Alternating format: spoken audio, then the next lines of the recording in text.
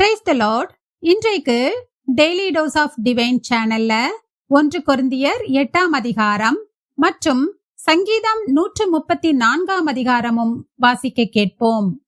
கர்த்தாவே, உம்முடைய வேதத்தில் உள்ள அதிசயங்களை பார்க்கும்படிக்கு எங்கள் இருதயத்தின் கண்களை திறந்தருளும் சுவாமி. ஆமேன். 1 கொரிந்தியர் 8ஆம் அதிகாரம். விக்கிரகங்களுக்கு படைக்கப்பட்டவைகளை குறித்த விஷயத்தில் நம்மெல்லாருக்கும் அறிவு உண்டென்று நமக்கு தெரியுமே.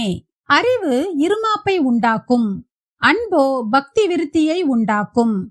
ஒருவன் தான் ஏதேனும் ஒன்றை அறிந்தவன் என்று எண்ணிக்கொள்வானானால் ஒன்றையும் அறிய வேண்டிய பிரகாரமாக அவன் இன்னும் அறியவில்லை. தேவனில் அன்பு கூறுகிறவன் அவனோ அவன் தேவனால் அறியப்பட்டிருக்கிறான். விக்கிரகங்களுக்கு படைக்கப்பட்டவைகளை புசிக்கிற விஷயத்தை பற்றி உலகத்திலே விக்கிரகமானது ஒன்றுமில்லை என்றும் ஒருவரேயன்றி வேறொரு தேவன் இல்லை என்றும் அறிந்திருக்கிறோம். வானத்திலேயும் பூமியிலேயும் தேவர்கள் எண்ணப்படுகிறவர்கள் உண்டு. இப்படி அநேக தேவர்களும் அநேக கர்த்தாக்களும் உண்டாயிருந்தாலும் பிதாவாகிய ஒரே தேவன் நமக்குண்டு.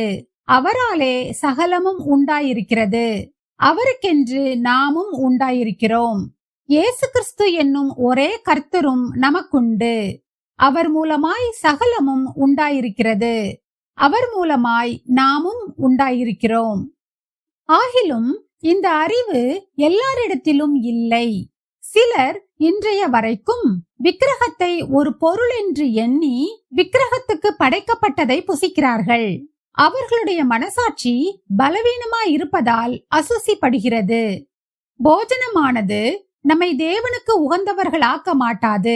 எண்ணத்தினாலெனில் புசிப்பதினால் நமக்கு ஒரு மேன்மையும் இல்லை, புசியாதிருப்பதினால் நமக்கு ஒரு குறைவும் இல்லை. ஆகிலும் இதை குறித்து உங்களுக்கு உண்டாயிருக்கிற அதிகாரம் எவ்விதத்திலும் பலவீனருக்கு தடுக்கலாகாதபடிக்கு பாருங்கள்.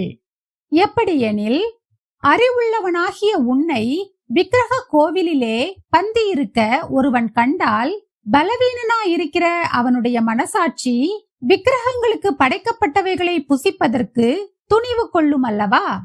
பலவீனமுள்ள சகோதரன் உன் அறிவு நிமித்தம் கெட்டு போகலாமா? அவனுக்காக கிறிஸ்து மரித்தாரே. இப்படி சகோதரருக்கு விரோதமாய் பாவம் செய்து பலவீனமுள்ள அவர்களுடைய மனசாட்சியை புண்படுத்துகிறதினாலே நீங்கள் கிறிஸ்துவுக்கு விரோதமாய் பாவம் செய்கிறீர்கள். ஆதலால் போஜனம் என் சகோதரனுக்கு இடரல் உண்டாக்கினால் நான் என் சகோதரனுக்கு இடரல் உண்டாக்காதபடிக்கு என்றைக்கும் மாம்சம் புசியாதிருப்பேன். சங்கீதம் 134ஆம் அதிகாரம். இதோ ராக்காலங்களில் கர்த்தருடைய ஆலயத்தில் நிற்கும் கர்த்தரின் ஊழியக்காரரே, நீங்கள் எல்லாரும் கர்த்தரை ஸ்தோத்தரியுங்கள். உங்கள் கைகளை பரிசுத்த ஸ்தலத்திற்கு நேராக எடுத்து கர்த்தரை ஸ்தோத்தரியுங்கள். வானத்தையும் பூமியையும் உண்டாக்கின கர்த்தர் சீயோனிலிருந்து உன்னை ஆசீர்வதிப்பாராக. ஆமேன். நாம் ஜெபிப்போம். அன்பின் பரலோக பிதாவே, இந்த அருமையான காலை வேளையை தந்ததற்காக உமக்கு கொடானு கொடி நன்றி ஏசப்பா. தேவனில் அன்பு கூறுகிறவன் எவனோ அவன் தேவனால் அறியப்பட்டிருக்கிறான் என்று சொல்லியிருக்கிறபடி நாங்கள் தினந்தோறும் உம்முடைய வேதத்தை வாசித்து தியானித்து உம்மோடு எங்கள் ஜெபங்களில் பேசி உம்மிலே நாங்கள் அன்பு கொள்ளுகிறவர்களாக வாழ எங்களுக்கு கற்றுத்தர வேண்டுமாறு ஜெபிக்கிறேன் அப்பா. இன்றைக்கும் என்னோடு ஜெபித்துக் கொண்டிருக்கிற ஒவ்வொரு பிள்ளைகளுக்காகவும் நான் ஜெபிக்கிறேன் அப்பா. எல்லாரும் உம்மில் அன்பாயிருக்கிற தயவுக்காக உமக்கு நன்றி ஏசப்பா. நீர்தாமே அவர்களை கண்ணோக்கி பார்த்து அவர்கள் இருதயத்தின் வேண்டுதல்களை நிறைவேற்றி கொடுத்துள்ள வேண்டுமாறு ஜெபிக்கிறேன் அப்பா. அவர்கள் கையின் பிரயாசங்களை வாக்கி செய்துள்ளும் கையிட்டு செய்கிற ஒவ்வொரு காரியங்களையும் ஆசீர்வதித்து கொடுத்துள்ள வேண்டுமாறு ஜெபிக்கிறேன். ஸ்கூலுக்கு போகிற காலேஜுக்கு போகிற பிள்ளைகளுக்காக ஜெபிக்கிறேன் அப்பா. பிள்ளைகளை போக்கிலும் வரத்திலும் நீர்தாமே பாதுகாத்து அவர்களை வழிநடத்த வேண்டுமாறு ஜெபிக்கிறேன். உம்முடைய வசனங்களின் மூலம் அவர்கள் தங்கள் வழிகளை செம்மையாக்கி உமக்கு பிரியமான பிள்ளைகளாக நடக்க அவர்களுக்கு கற்றுத்தர வேண்டுமாறு ஜெபிக்கிறேன் அப்பா.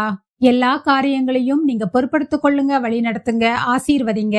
இயேசு கிறிஸ்துவின் மூலமாக ஜெபம் கேளும் எங்கள் ஜீவனுள்ள நல்ல பிதாவே. ஆமேன்.